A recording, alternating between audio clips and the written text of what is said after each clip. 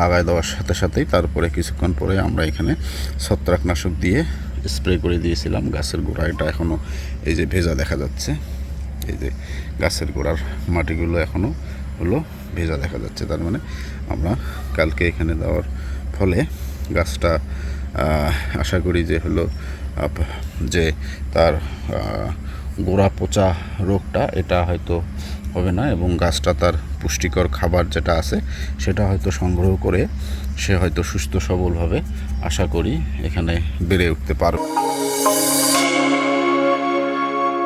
আসসালামু আলাইকুম। এটা যারা দেখছেন সেটা একটা হলো শশার চারা।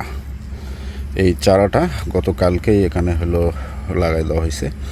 এইটা আমার এই যে আগের যে হলো এই পটলের যে মাচাটা ছিল, এই যে পুরা মাচাটা যদি দেখাই, যে পটলের যে মাচাটা ছিল, এই পটলগুলো আমি হলো সবগুলো তুলে ফেল দিছি। ফেল দেওয়ার পরে এখানে নিচে আমি ওই যে বাঁধাকপি লাগাই দিছি, আবার এই সাইড দিয়ে হলো এইখানে শশা লাগাই দেওয়া আছে।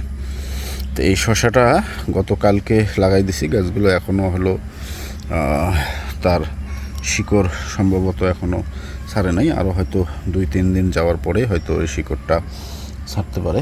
এখানে গাছটা কালকে লাগাই দেওয়ার সাথে সাথেই তারপরে কিছুক্ষণ পরে আমরা এখানে ছত্রাকনাশক দিয়ে স্প্রে করে দিয়েছিলাম গাছের গোড়া। এটা এখনও এই যে ভেজা দেখা যাচ্ছে, এই যে গাছের গোড়ার মাটিগুলো এখনও হলো ভেজা দেখা যাচ্ছে। তার মানে আমরা কালকে এখানে দেওয়ার ফলে গাছটা আশা করি যে হলো যে তার গোড়া পচা রোগটা এটা হয়তো হবে না, এবং গাছটা তার পুষ্টিকর খাবার যেটা আছে সেটা হয়তো সংগ্রহ করে সে হয়তো সুস্থ সবলভাবে আশা করি এখানে বেড়ে উঠতে পারবে।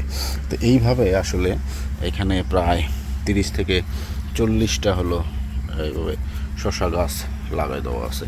এখন এগুলো দেখা যাক এখন কি পরিমাণ হয় না হয়। এটা হলো এই যে পুরো সবগুলোই এখানে হলো শশা। এগুলো এখন দেখার অপেক্ষা।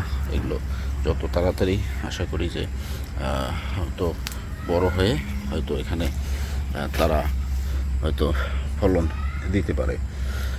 তাই সে পর্যন্ত ভালো থাকবেন। পরবর্তী আপডেট আপনাদের মাঝে যত সময় শেয়ার করব। আসসালামু আলাইকুম।